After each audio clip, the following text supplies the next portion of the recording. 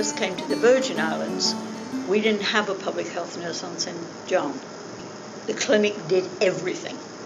The Virgin Islands basically had a plan that said an individual, an adult, must have an income of $5,500 to be eligible for Medicaid. Now what happens is that someone who's making $5,500 wouldn't necessarily have any record of that. That means they almost would be destitute.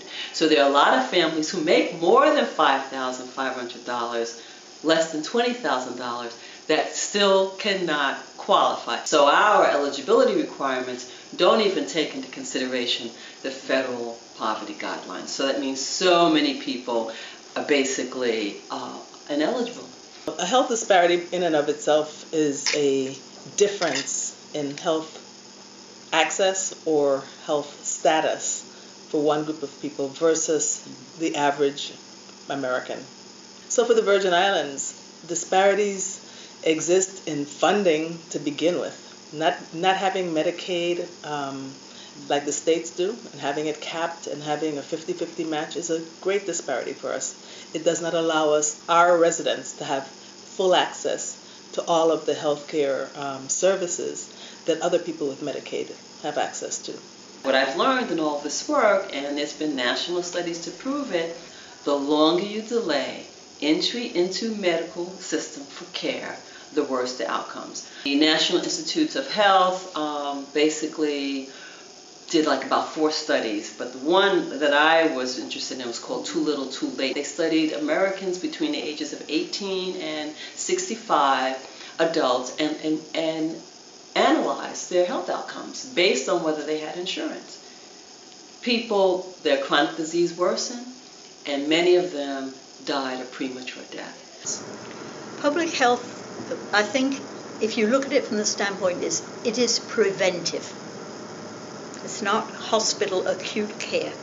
It is prevented. It is long-term in the community. There's a fair amount of depression that is probably unrecognized and untreated. But hypertension and heart disease are, big for us. The leading cause of death in the Virgin Islands, as in the United States, is heart disease. Second is cancer. And I think we have high rates of cancer. We have a lot of prostate cancer and a fair amount of breast cancer. So that's the second leading cause of death. And the third is stroke.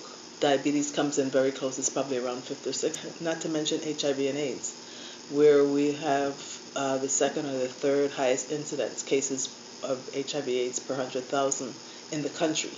What do we really want to do in the Virgin Islands about trying to improve access for our community?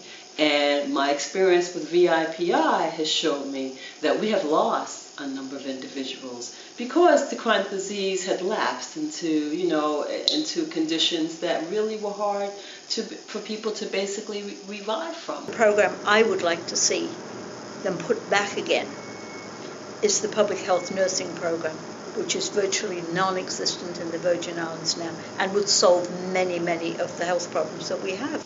We probably could train some more providers. We absolutely need more nursing. We were able to amend the healthcare reform bill to include community health worker grants, and I think that would be a real good asset, especially in some of the communities in the territory where people from within that community will be trained to educate and to support persons who have different kinds of illnesses. One thing that we really need to do is to really consider adapting the primary health care model.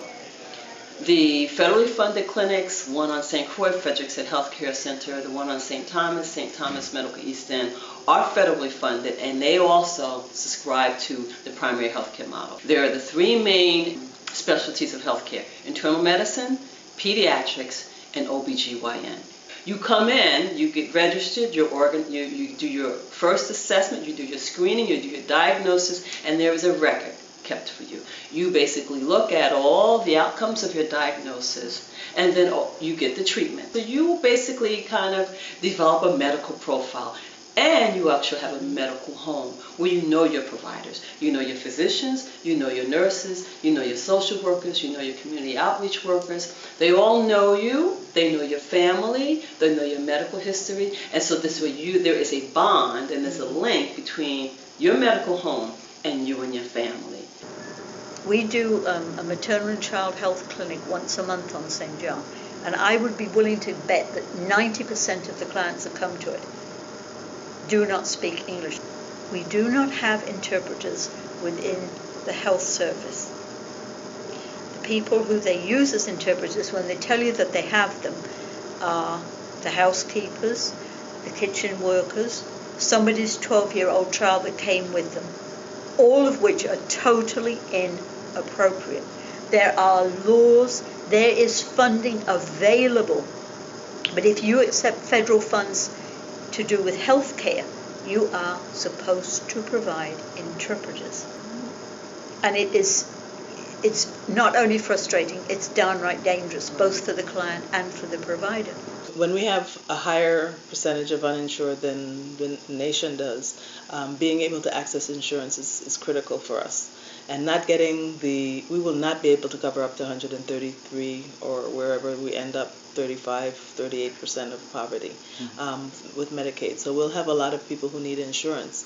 The exchange provides not only a marketplace where you would choose your insurance, but it also, once it's set up, subsidies to help lower income individuals and families be able to pay their insurance premiums. I think we have to be very realistic about the fact that we have a lot of people here who don't qualify for any service that there is provided. And we need to budget that. You can't put your head in the sand and say, well, they shouldn't be here. All right, so they shouldn't be here, but they are here. And it's like our midwife says, with the prenatal care, you are actually investing in a United States citizen, so let's get a good one. Because those babies are going to be born here, even if the mother shouldn't be here legally. I went to a hearing where we had someone ask a question of the Hospital Association and other associations, and all of them said, American Nursing Association, territory should be treated equally. Americans living in territory should be treated equally, like anyone living in any of the states. So we've gotten some support, and the more we get, the better it is for us. And the support doesn't end when this bill gets passed. It can't end.